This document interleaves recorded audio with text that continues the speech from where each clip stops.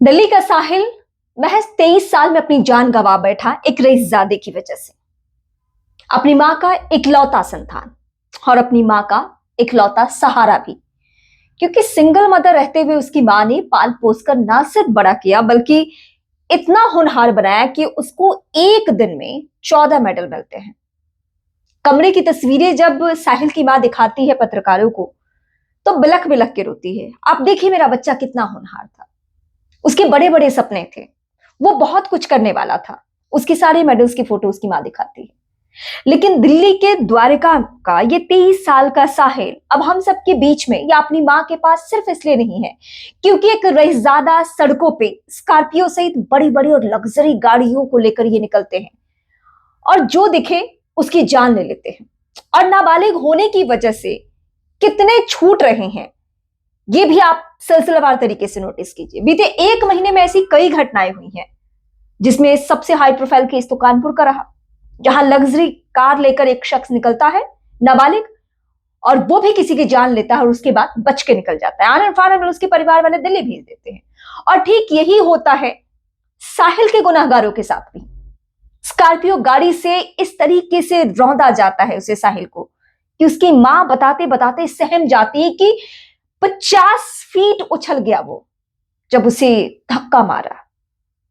साहिल के गुनहगारों ने, उस रईसजादे ने, जिसकी पहले तो थाने में रिपोर्ट लिखवाई गई तो उस समय उसकी उम्र 19 साल बताई गई, लेकिन परिवार का कोई सदस्य आकर उसकी उम्र घटाकर लिखवा दिया वहां पे और नाबालिग साबित करके एग्जाम देने के नाम पर उसे जमानत भी मिल गई।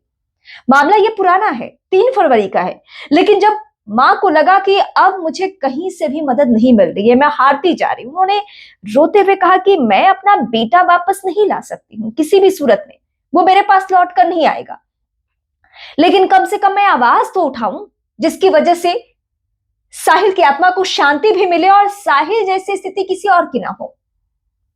ये एक घटना नहीं है, मैं फिर दोहरा रही हूं आपके सामने। ये हाई प्रोफाइल लोग, ये पैसे वाले लोग, ये रईसजादे इसी तरीके से सड़कों पे लोगों को कुचलते जा रहे हैं और पैसे पे बिका हुआ हमारा सिस्टम साथ इनका देता है, किसी गरीब, किसी असहाय, किसी लाचार व्यक्ति का नहीं देता है। आप सोचिए उस महिला के बारे में जिसकी पूरी दुनिया ही बीते 23 सालों से अपने बेटे के इर्द गिर्द होगी, मतलब सिंगल मदर होने के नाते, और उस मां का इकलौता सहारा छिन चुका है जिसकी पूरी दुनिया ही साहिल था। वो रो रो कर हम सबसे, मीडिया कर्मियों से, पत्रकारों से, यूट्यूब पे काम करने वाले लोगों से, सबसे गुहार लगा रही है कि आप मेरे लिए आवाज उठाइए, आप मेरा साथ दीजिए। और सिर्फ साथ इसलिए नहीं दीजिए, आप मत सोचिए कि अगर इस वक्त हम साहिल की मां के लिए या साहिल के लिए आवाज उठा रहे हैं तो ये सिर्फ और सिर्फ उनके लिए उठा रहे नहीं। किसी रोज हम भी सड़क पे हो सकते हैं, हमारा कोई अपना हो सकता है और कोई ऐसे ही लग्जरी गाड़ी से आएगा और किसी को रौंता हुआ चले जाएगा और पैसे के बल पे वो 2 मिनट में छूट जाएगा।